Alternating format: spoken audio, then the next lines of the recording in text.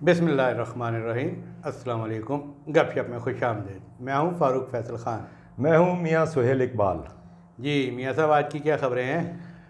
हाँ साहब, खबरें तो काफ़ी हैं अपना।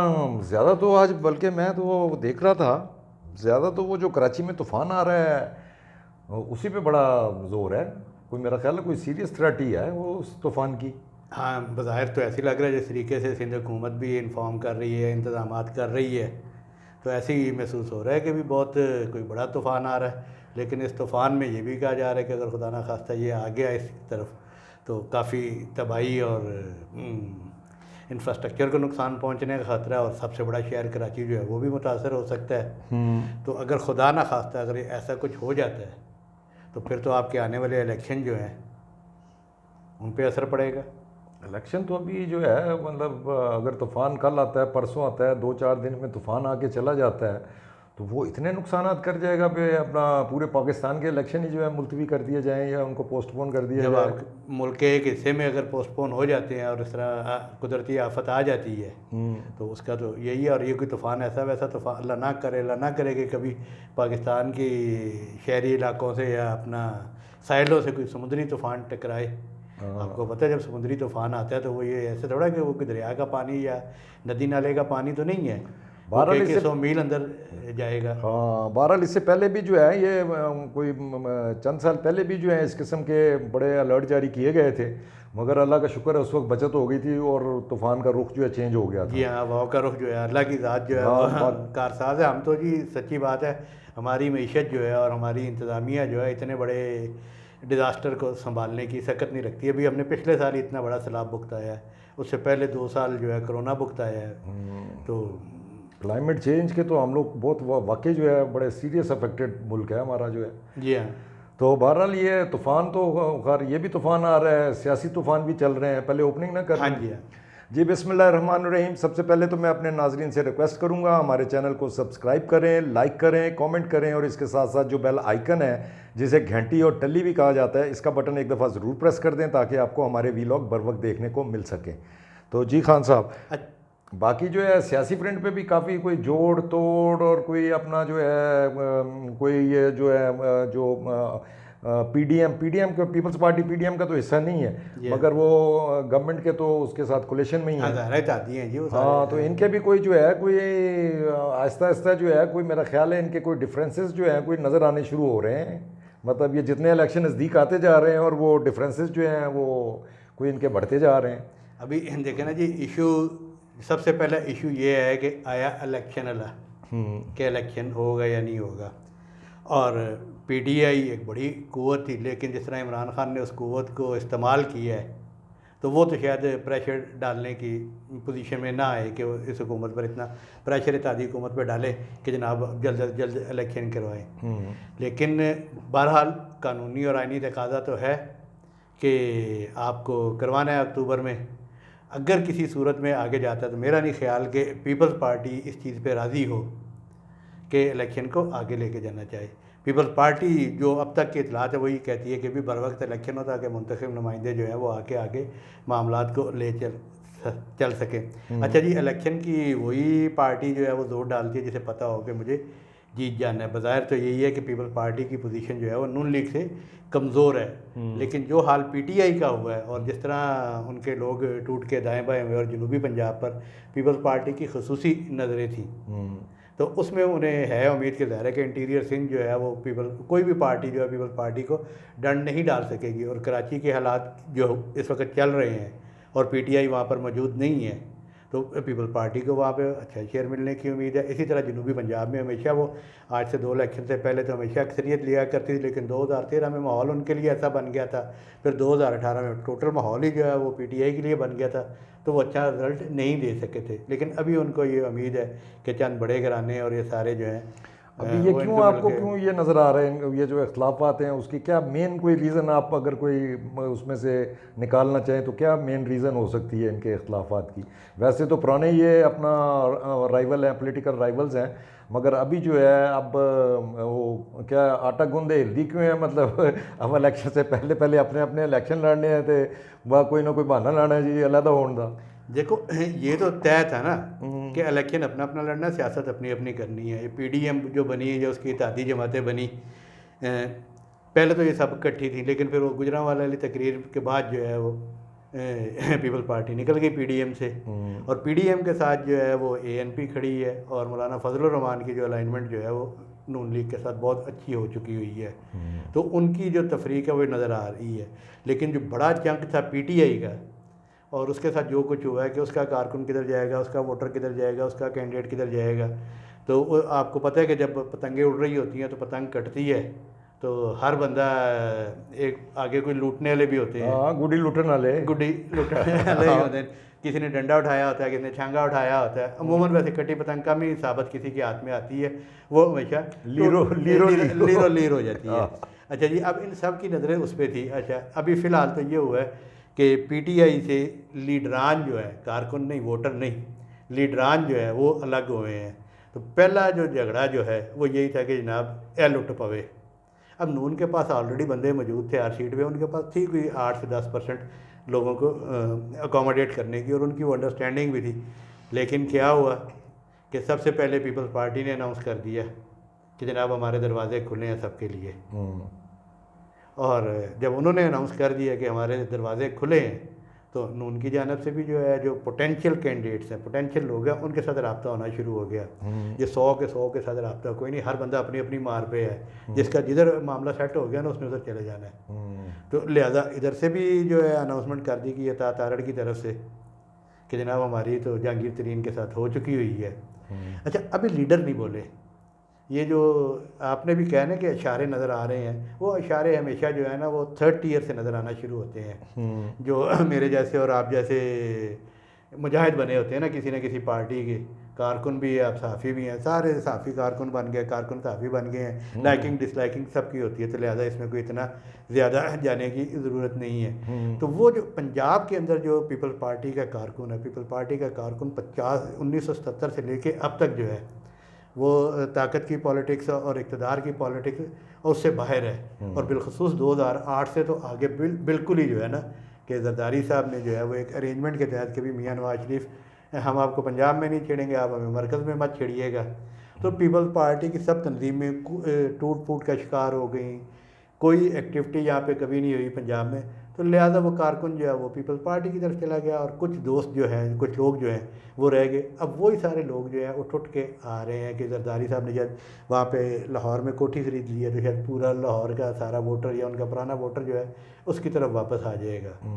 तो वो अब ये सोशल मीडिया पे इजहार कर रहा है, और वो हल्की हल्की जो है ना सबसे पहले पीपल्स पार्टी की जानब से जो है नून लीग के साथ जो है ना वो अंगश्तबाजी शुरू हुई है।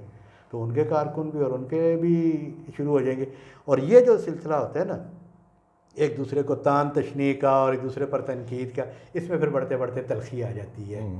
तो वो तलखी जो है ना फिर वो क़यादतों को भी और सबको दूर कर देती है।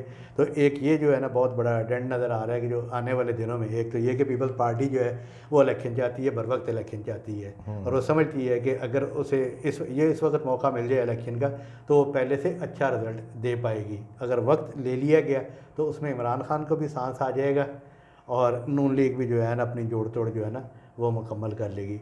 अच्छा जी, इनका तो ये क्या बनता है इनका इलेक्शन का असल इशू ये है कि इत्तेहादी जमातों का और इस सब का फ्यूचर में, तो वैसे तो इन लोगों ने आपस में ये तकरीबन आपस में तय किया होता है कि ठीक है जी अपना अपना इलेक्शन लड़ेंगे, और जो पार्टी जो है सिंगल लार्जेस्ट पार्टी जिधर होगी इक़्तिदार का बुनियादी हक उसका होगा।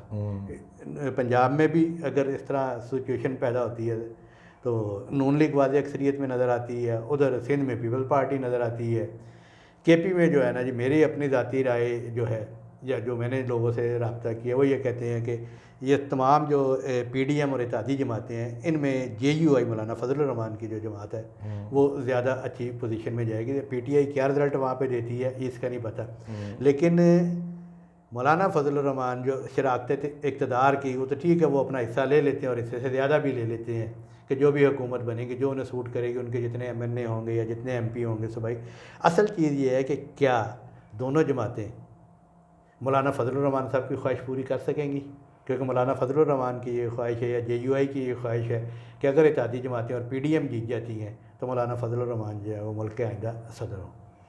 ये एक मौलाना फजलुर रहमान पे मेरा ख्याल है, मुझे तो अगर तो देखें इस वक्त वो पहले तो नवाबजादा नसरुल्लाह खान होते थे जी हाँ, जो अपना वो सारी जमातों को कोई ना कोई अलायंस बना लेते थे और उनको इकट्ठा रखते थे। अपोजिशन को सबको मिनिमम हाँ, पॉइंट पे ले आते थे। मेरा ख्याल है उनकी जगह जो है वो अभी जो हमें रिसेंट हिस्ट्री में नज़र आए वो तो मौलाना फजलुर रहमान ही नज़र आए, जिन्होंने तमाम पार्टीज़ को इकट्ठा किया है। और ये पूरा जो है ये जो नो कॉन्फिडेंस हुआ और फिर जैसे इन्होंने हुकूमत ली है तो उसमें मुझे कोई ऐसी चीज़ नज़र तो नहीं आती कि मौलाना साहब के रास्ते में कोई अगर वो सदर बनना चाहते हैं तो उसमें इनको पॉलिटिकल पार्टीज़ को एतराज़ हो। मगर सदर के कैंडिडेट जो है वो इनके पास भी पीपल्स पार्टी के जरदारी साहब तो जो है वो एवरग्रीन प्रेसिडेंट हैं, तो वो भी होंगे। तो ये आने वाले वक्त में देखना होगा अपना इनमें से किसकी लॉटरी लगती है सदारत के लिए।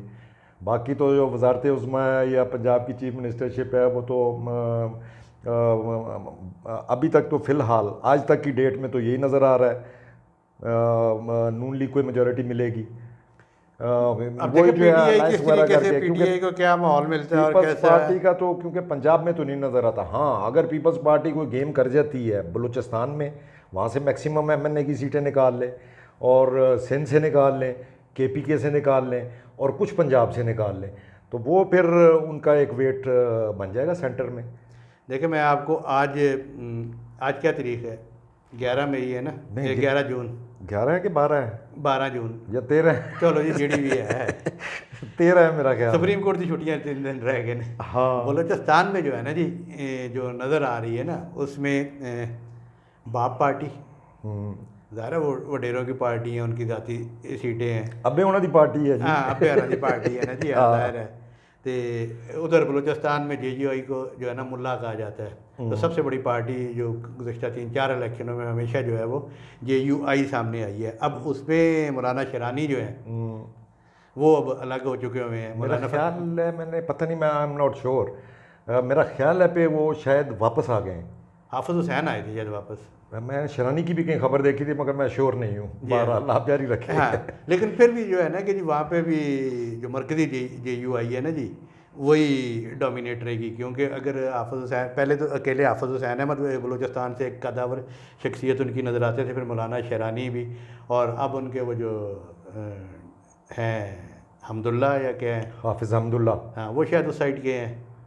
अच्छा, बलूचिस्तान मुझे एग्जैक्टली नहीं पता हाँ जी हाँ, वो बलूचिस्तान से, और शख्सियात भी बलूचिस्तान से सामने आई हैं, तो वो शायद इतना डर ना पड़ सके और वहाँ पे यही चीज़ें रहेंगी। असल खेल जो है ना जी हमेशा इलेक्शन का जो है वो पंजाब में ही नज़र आएगा, क्योंकि बलूचिस्तान की भी 12 या 13 सीटें हैं। इसी तरह केपीके में जो है वो 4-5 जमातों में जो है ना वो तकसीम हो जाती है। पीपल्स पार्टी भी वहाँ से सीटें निकालती है, नून लीग भी निकालती है, शेरपाव साहब भी निकालते हैं, एएनपी भी निकालती है, पीटीआई भी निकालती है। ये सारे जो है ना इनमें तकसीम हो जाती हैं 2-2, 3-3, 4-4, लेकिन 2-3 जमातें ऐसी हैं जो 12-12, 14-14 सीटें ले जाती हैं।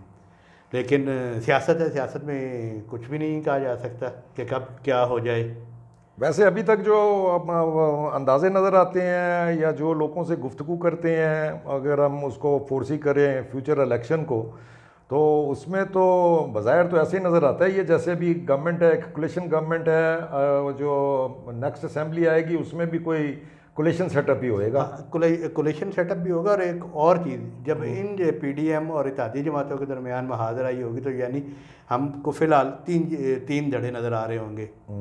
एक अपना लेड बाय नवाज शरीफ नून, एक पीपल्स पार्टी, एक पीटीआई का जो इमरान खान का, और उसके बाद जो है उसके जो आउटशूट्स हैं जो मुख्तलिफ काफ लीग है, जमात इस्लामी है, MQM है, ये नई जो इस्तेकाम पार्टी आ गई है, ये 2-2, 3-3, 4-4 नशिस्तों के हवाले से जो है ना, ये तो भी बात पसंद नहीं ना है जरदारी साहब को, ये जो इस्तेकाम पार्टी है।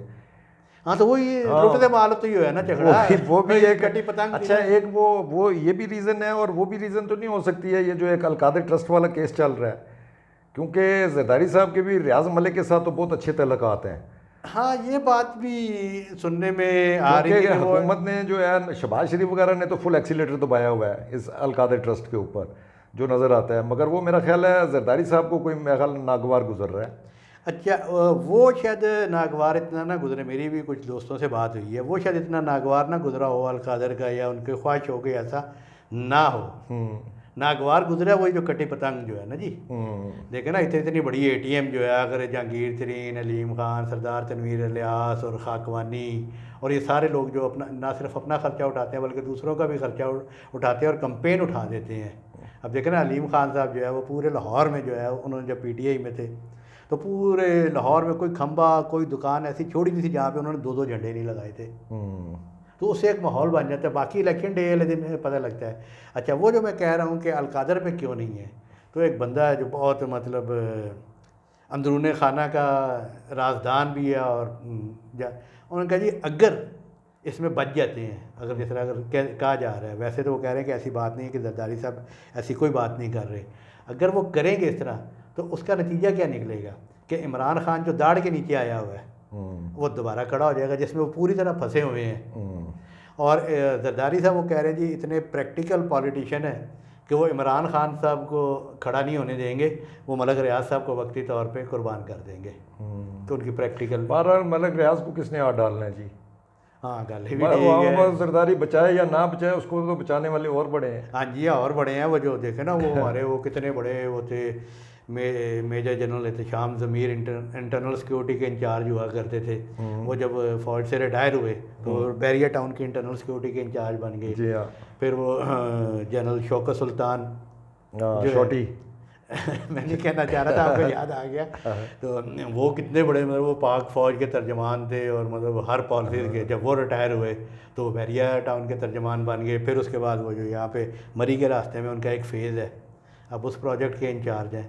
तो बात तो आपकी ठीक है, जो बंदा जो वो तो इश्तिहारात देते होते थे, याद है आपको? जो भी ताज़े रिटायर्ड हाल रिटायर्ड जो है ना जी, ताज़े रिटायर्ड जो भी जर्नैल हैं वो रिटायर हो तो मेरे से रब्ता करें हैं, अपनी सीवी लेके आए नौकरी के लिए। एक और डेवलपमेंट जो है जी आजकल जो है वो मतलब सियासत में वो कराची के मेयर के इलेक्शन की बड़ी बात हो रही है, और उस पर भी उसमें ज़ाहिर है कि वो जो इस वक्त जो सामने सिचुएशन नज़र आया, पीटीआई ने जमात इस्लामी का से साथ ऐलान किया है, उससे उनका जो है वो फिगर जो है वो पीपल पार्टी से ज़्यादा हो जाता है। लेकिन पीपल पार्टी वाले भी काफ़ी दिनों से ये कह रहे थे कि इलेक्शन वाले दिन पता लगेगा, और आज जो है वो उनके पीटीआई के जो यूसी चेयरमैन है, कहा जा रहा है क्योंकि 30 के करीब जो टोटल वो 40 है या 41 है, 30 के करीब चेयरमैन ने अनाउंस कर दी है कि जी हम जमात इस्लामी को वोट नहीं देंगे। हाँ तो उन बेचारे ने की औकात है, इधर बड़े बड़े जो मिनिस्टर थे पीटीआई के, एमएनए एमपीए, वो नहीं खलो सके थे। वो बेचारे जेडे ने यूसी दे जेडे ने अपना चेयरमैन ने वो कितना खलो सकते हैं। और पीपल्स पार्टी तो जो है वो अपना वो उनको तो ये ब्लेसिंग इन डिस्गाइज हुआ है, ये जो नौ वाला क्या हुआ है, ठीक है, उसकी आड़ में उन्होंने जो जमाते पीटीआई के बंदे जो है पकड़ पकड़ के तून के अंदर बंद करने शुरू किए। तो जाहिर है वो गरीबा ने बेचारे ने फिर उन्होंने ही साथ देना है ना पीपल्स पार्टी का। तो ब्लेसिंग उनको ये ब्लेसिंग हुई है जिसकी वजह से मतलब उनको भी बड़ी मुश्किलात पेश आ रही थी पीपल्स पार्टी को। ब्लेसिंग इन डिस्गाइज तो सबके लिए हुई ना, पीडीएम की तादी हुकूमत के लिए भी हुई है, फौज को भी हुई है। इमरान खान जो है वो किसी से संभल नहीं रहा था, वो गलती कर गए और उसका खमियाजा वो जो भुगत रहे हैं। लेकिन मैं सिर्फ ये चूँकि हम सियासत और कमिंग इलेक्शन के पॉइंट ऑफ व्यू से बात कर रहे हैं, तो ये जो कराची वाला वाक़या है तो इसमें जमात इस्लामी और वो पीटीआई वाले जो है वो एक दूसरे के करीबी आए, इमरान खान के इनका रब्ता बहाल हुआ है। तो हो सकता है जब ये इलेक्शन का स्टेज आए तो इनका जो है जमात इस्लामी का कोई पीटीआई के साथ जो है अंडरस्टैंडिंग बन जाए। तो ये नक्शा मुझे तो ये समझ आ रहा है। और एंड वही जो है हंग पार्लियामेंट और सबकी नज़रें उनकी तरफ, साड़ियाँ भी होना की तरफ, साड़ियाँ भी होना। बहरहाल ये जो है अपना अभी वो मेरा ख्याल है इलेक्शन तो टाइम पे होने चाहिए, क्योंकि ये अभी देखें हमारे सबसे बड़ा इकोनॉमिक क्राइसिस चल रहा है और हम लोग जो हैं वो आईएमएफ पे जो है वो आस लगा के बैठे हैं। ठीक है, वो जो है वो हमारे साथ कोई वो एग्रीमेंट ही नहीं कर रहे हो। वो कहते ने पे तुसी ऊंडे हो जाओ, फिर कहते तुसी लम्हे पै जाओ, वो डिक्टेशन दे ही जा रहे हैं और उनके साथ एग्रीमेंट हो नहीं पा रहा। ठीक है, आगे जो है अगर इनके होते हुए ना हुआ तो फिर आगे केयर टेकर गवर्नमेंट आ जानी है। केयर टेकर गवर्नमेंट के साथ तो कभी भी कोई भी इस किस्म का कोई एग्रीमेंट करने के लिए नहीं आएगा। तो इसलिए जो है मेरा ख्याल है इलेक्शन होंगे और कोई सेटअप आएगा तो आगे कोई आईएमएफ से कोई उम्मीद है, उससे पहले तो मुझे कोई नहीं नज़र आती है। अच्छा मैं अब जो आखिरी बात करता हूँ। जी हाँ। जो असेसमेंट भी है और थोड़ी बहुत ही इतलात भी है और कोई कान में बातें पड़ती भी हैं कि इलेक्शन का यही जा रहा है कि इलेक्शन उस वक्त अनाउंस किए जाएंगे जब IMF के साथ मामला हो जाएगा। अगर IMF के साथ मामला नहीं होता तो निगरान हुकूमत तो कर ही नहीं सकती ना, तो 90 दिन जो है वो मैशत की सारी चीज़ों को बर्दाश्त नहीं कर सकेगी। तो ये देखें कि अब कब IMF के साथ मुआहदा होता है, कब नहीं होता। तो जैसे ही वो मुआहदा हो जाएगा, जो असेंबलियाँ जो हैं अगर तो वो ड्यू डेट को ख़त्म होती हैं 12 अगस्त को रात 12 बजे, तो फिर तो इलेक्शन जो है 60 दिन के अंदर अंदर होने हैं। जी हाँ, अगर ये एक दिन पहले असेंबली जो है 90 दिन तोड़ देते हैं तो फिर 90 दिन अगर तोड़नी नहीं है, डिज़ोल्व ही होगी। हाँ, डिज़ोल्व होएगी। अगर वक्त से पहले डिज़ोल्व की जाती है तो फिर 90 दिन का जो है। लेकिन फिर देखें सबसे बड़ा अगेन वही पॉइंट आके फंसता है कि भाई मेरे निगरान हुकूमत क्या होगी, कौन बनाएगा। और फिर अगर उसमें PTI इमरान खान की मशावरत, अब वो बाहर बैठा हुआ है अपनी गलत हिकमत अमली की वजह से, तो इसका कैसे हल निकाला जाएगा। और जो भी इलेक्शन हो, देखिए जी इलेक्शन तो होना ही है, 10 दिन आगे 10 दिन पीछे। हम तो उसको इतने दिनों से पीट रहे थे, महीनों से पीट रहे थे कि भाई 1 महीना पहले इलेक्शन मिल रहा है, और नून देने के लिए तैयार भी थी। असल चीज़ ये है कि इलेक्शन का रिजल्ट तस्लीम किया जाना, वो मैकेनिज्म जो है, आप कल भी कह रहे थे कि ये मैकेनिज्म मौजूद है आइन में, लेकिन कोई मानने को तैयार नहीं। मानते नहीं है ना। देखे ना 2008 वाला जो हुआ था उसमें भी शोर डाला गया था, फिर 2013 वाले में भी जो है वो कहा गया था कि नहीं हुआ, 2018 वाले में भी यही कहा जा रहा है। पर शोर पड़ता है और चुप हो जाता है, कुछ भी नहीं हुआ। ये इंज ही होएगा। इतने बड़े इलेक्शन हुए हैं, हर इलेक्शन पे धांधली का इल्ज़ाम है, और जो धांधली का इल्ज़ाम लगाते हैं वो end of the day assembly में बैठे होते हैं, और वो पटिशनें जो है कोर्टों में चल रही होती हैं, 5-5 साल ऐसे पूरे हो जाते हैं, और अल्लाह खैर सल्ला। तो साढ़ा भी टाइम पूरा हो गया था। हाँ। तो ले जी, आज तक के लिए इतना ही काफ़ी।